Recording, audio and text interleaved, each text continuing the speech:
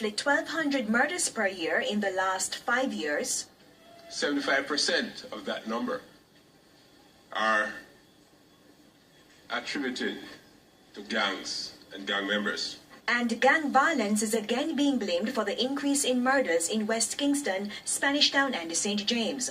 For the police commissioner, it is very difficult to deal with because the gangsters were friends who have become enemies. They know their modus operandi. They know where they sleep. And so it is very difficult for the police to be ahead of these people who are targeting people who were once their friends. And it gets worse when a gang attaches itself to a community, with the police being unable to tell the difference between the two. It's a partnership. Gangs fulfill the needs of residents who in turn offer protection. But this protection has come at a great cost to these communities. They have become imprisoned by fear and gripped in the cycles of violence that leave families grieving, businesses destroyed, people brutally killed, and the collapse of social order and community life. So enough of the cause. What's being done to address it? The IMF said in its publication on Jamaica on November 15 that crime is impeding growth in the country and the government should increase spending on security. Efforts are also underway to get support from bilateral donors to define and finance a program to strengthen public order and social security. The National Security Minister did not make any specific reference to that, but indicated that government will be tackling the issue from all angles, including effective policing, social development, and increasing the pace of justice. In the meantime, the JCF UWI and other stakeholders will be taking a detailed look at gang violence and offering solutions. This is for us, not just an academic exercise, but an urgent and important matter that has real implications for the future of our country and our region. Andrea Chisholm, TVJ News. The Jamaica Constabulary Force came under much criticism yesterday after news emerged that the police sometimes withhold information on criminal activities affecting the country. The revelation came from the head of the Corporate Communications Unit of the JCF, Superintendent Stephanie Lindsay. She was speaking at a Press Association of Jamaica forum. The comment from the head of the Police Communication Unit which raised a number of eyebrows.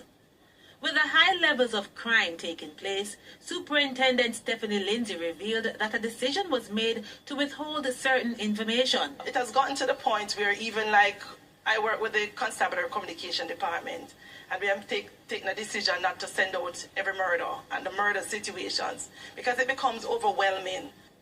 She was speaking on Monday at the Press Association of Jamaica's Forum on Journalism Ethics in the Coverage of Mourning.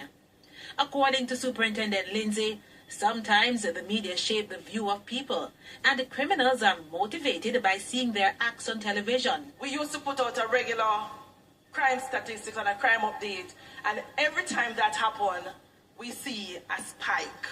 So it's as if the criminals are motivated by different things, and a study that would have been done, and every time we put it out, so what we do now is that we give the information, we provide the information, but in a different way. For PAJ President Dion Jackson Miller, the idea of the police withholding statistics and information from the media is offensive. She believes that clinical ways can be found to pass on the information. It cannot be that your decision is to hide information from the public. And it's something we've seen in the past from the police. We go through these cycles where they decide they're going to provide information only quarterly, only half yearly, whatever it is. I remember at one point at Radio Jamaica where I work, we had to start collating these stats ourselves because we were getting no information from the public. There is no way in which that does not come across as a deliberate attempt by the government to hide from the public what is happening in society. Now there have been complaints that the media report on too much violence. But spokesperson for Jamaicans for Justice, Susan Goff, countered that Jamaica is a very violent society with high levels of murder and violent crimes, and therefore there's sometimes underreporting. She believes a way must be found to report on crime without sensationalizing the issue. I don't have an answer, but I think that is one of the things that we have to try for, is the balance that gives us the crime stats, I disagree completely that the crime stats should not be released. We are entitled to know the levels of crime in our society, but understanding that we have to report on these things in a way that does not sort of sensationalize. The superintendent in response has given the assurance that if requested, the information will be provided. The latest now on the video which has gone viral on social media, where a former member of the Jamaica Constabulary Force who is now on witness protection, has been making allegations of criminal activities involving senior members of the constabulary, dons, and a politician. Well, the police are providing some information on why they believe he's doing what he's doing. As well, those named are now said to be pursuing legal action. An identity to the man in the video which has been making the rounds on social media. He's Tyrone Brown.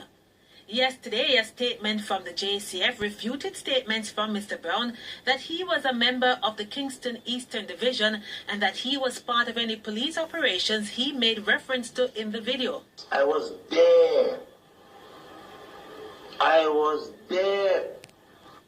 Well, today, the JCF is reporting that he enlisted in the force in August 1999, and during his tenure, he served the Motorized Patrol, Mobile Reserve, the Special Anti-Crime Task Force, Area 4 Headquarters, as well as the Kingston Eastern Division. A release from the JCF on Tuesday revealed that he went on the witness protection program because he was involved with other policemen in an incident that took place in Clarendon in 2004. He struck a deal with investigators and became a witness for the prosecution, as a result of which he was placed on the program and he and his family were relocated to a Caribbean country. The cases were tried and the members were acquitted of the offense of murder and later reinstated in the force. The JCF release stated that following the acquittal, Mr. Brown applied to be released from the witness protection program in 2011. The JCF says a threat assessment indicated that he was at low risk of harm and it was recommended that he resumed his duties in the force. It's reported that he signed the official release document and was officially weaned from the witness protection program in January 2012. In the video, Mr. Brown made reference to a letter from a senior police officer, telling me if I don't report back by X time, he's going to demand that I be dismissed from the Jamaica Constabulary. Now Jamaica, tell me, how is it a policeman who spoke out against corruption, including murder, sent away for years, and after I come out the program, the police now who was a witness gets have all the power to tell him, hey, come back to Jamaica now.